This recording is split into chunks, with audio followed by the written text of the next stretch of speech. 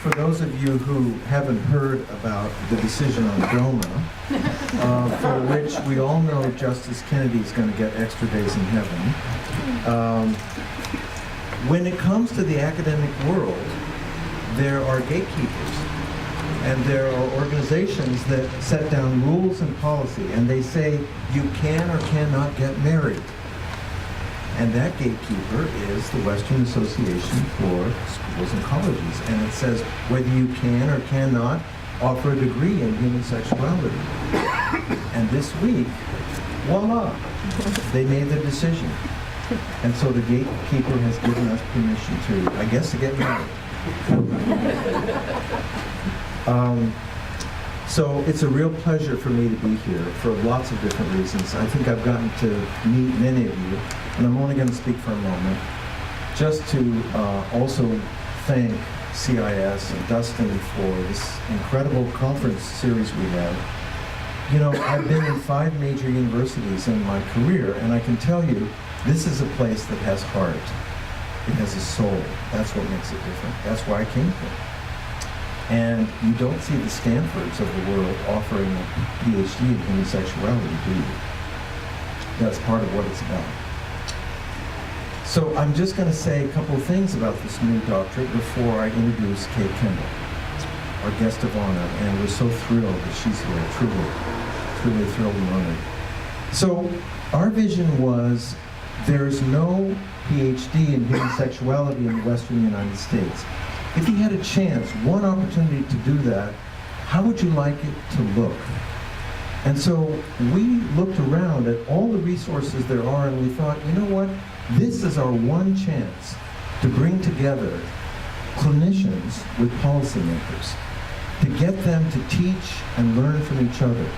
Policymakers who set the policies that influence the hearts and souls and minds of individuals, of families, of relationships, of institutions, without really knowing how that fits for people.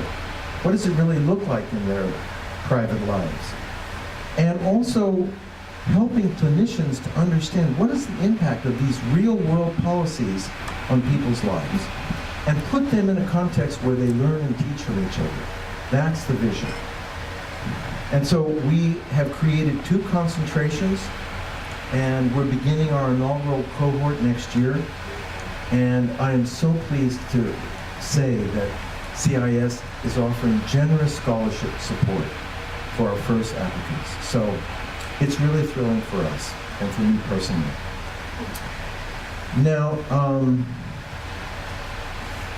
Kate Kendall is our guest, and you can imagine that she's wanted in many different times and places these days.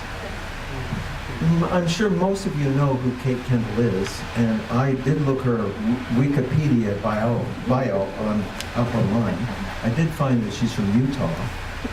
That surprised me. And that she has her JD from the University of Utah School of Law. She is an attorney, of course.